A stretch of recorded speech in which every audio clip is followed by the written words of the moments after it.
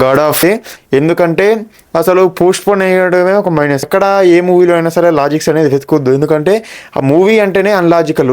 ఇంకా దాంట్లో మనం లాజికల్ వెతికి ఇలా పాసిబుల్ అయిద్దా అంటే క్లారిటీగా చూపించేటువంటి ప్రయత్నం అయితే చేసిండు బోయపాటి శ్రీను గారు. మనకి క్లారిటీగా చెప్పింది ఏంటంటే ఒక శివుడి అంశగా వచ్చినటువంటి ఒక అఘోరా 3 కోట్ల వరకు అయితే వచ్చింది. ఇంకొక 7 కోట్లు వస్తే కనుక షేర్ వస్తే కనుక హిట్ అయ్యేటువంటి అవకాశం అయితే ఉంది. సీడెడ్ గురించి మాట్లాడుకుంటే, ఎందుకంటే సీడెడ్లో మంచి ఫ్యాన్ బేస్ ఉన్నా సరే ఇంకొంచెం అయితే ఈ నెగిటివ్ ప్రచారం వల్ల మూవీ అంతా కూడా డౌన్ అయిందని చెప్పుకోవచ్చు. ఉత్తరాంధ్ర చూసుకుంటే 11 కోట్లు బిజినెస్ పెడితే 5 కోట్లు రావడం జరిగింది. 6 కోట్లు వస్తే కనుక హిట్ అయ్యేటువంటి అవకాశాలు ఉన్నాయి. అంటే ఇక్కడ కూడా కొంచెం అయితే నెగిటివ్గా ఉందని చెప్పుకోవచ్చు. ఈస్ట్లో చూసుకుంటే 7 కోట్లు అయితే పాజిటివ్ టాక్ అయితే కొనసాగుతుంది. ఇదే టాక్ కనుక ఉంటే 33 కోట్ల వరకు కూడా రికవరీ చేసేటువంటి అవకాశాలు కల్లా.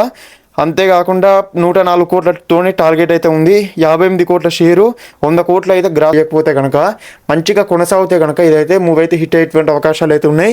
అంతేకాకుండా ప్రమోషన్లు చేయలేరు, ఇదిగో పెద్ద బిగ్గెస్ట్ మైనస్ అని చెప్పుకోవచ్చు.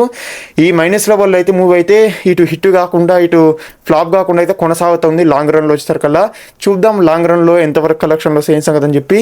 ఈ వీడియో నచ్చితే ఛానల్ అయితే సబ్స్క్రైబ్ అయితే చేసుకోండి. అంతేకాకుండా అసలు మీరు ఎంతకన్నా కలెక్షన్ వస్తాయని చెప్పి ఎక్స్పెక్టేషన్ చేస్తారు అనేది కూడా కామెంట్